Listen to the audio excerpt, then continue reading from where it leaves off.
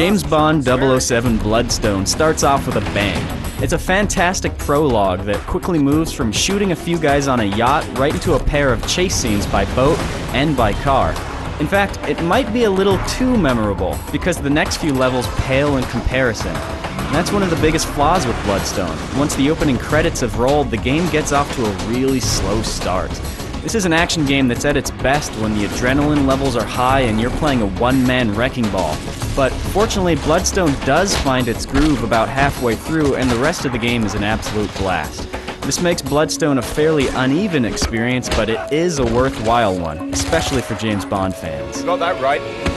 The story in Bloodstone is paint-by-numbers James Bond, the usual mix of international intrigue and tangled conspiracies. It's a story that works not because of any emotional attachments to what's happening, but because of the sheer variety of situations you'll find yourself in. At any moment, you might be gazing out at fireworks above Monaco, chasing a guy down across the rain-slick rooftops of Bangkok, or racing your car across a frozen river in Siberia, etc., etc., etc. The variety is delightfully absurd and really works in the game's favor. Did you know there were going to be fireworks? Honestly, yes. There's a lot of variety to the gameplay as well. Bloodstone is simultaneously a third-person shooter with a heavy reliance on cover, a stealth game that values melee takedowns over firefights, a racing game with explosive tracks, and a gadget-driven espionage simulator. The gadget stuff is the only real weak link, but it's kind of a throwaway anyways. Scanning and hacking objects with your cell phone is tedious, but it's also dead simple, and you never really get annoyed with it. It's just sort of filler. But not an unpleasant surprise. That said, most of your time is spent in on-foot combat situations. As a third-person shooter, Bloodstone is perfectly solid. The cover works well, the guns have a nice kick to them. It's a perfectly adequate, if slightly unspectacular third-person shooter. Fortunately, Bloodstone is also a game with really slick melee combat, and it encourages you to use it frequently as a complement to just shooting everyone. There's a mechanic in there that works really similarly to Splinter Cell Conviction's Mark and Execute. What you do is you pull off a melee takedown on a guy and you earn a focus kill, which is basically an instant headshot with your gun. What this does is allow you to really quickly chain headshots together to just tear your way through fight scenes, and that sense of momentum feels great.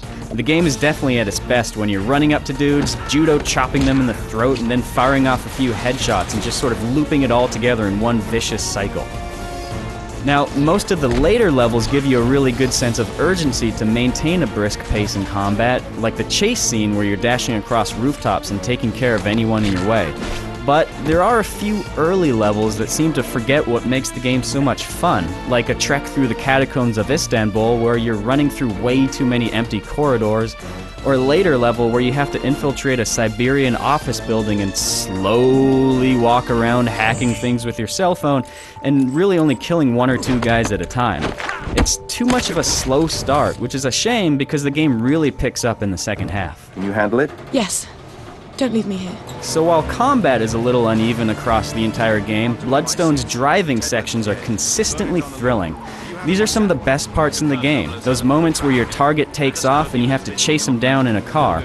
The cars handle really well, and the tracks are usually filled with all kinds of explosions and crumbling roads, making the racing parts feel ripped right out of a blockbuster movie. And that's probably not much of a surprise, considering that the developer, Bizarre Creations, is really well known for racing games like the Project Gotham series. If there's one flaw to the driving scenes, well, it's that there's just not enough of them, because they're so much fun. This isn't all fun and games.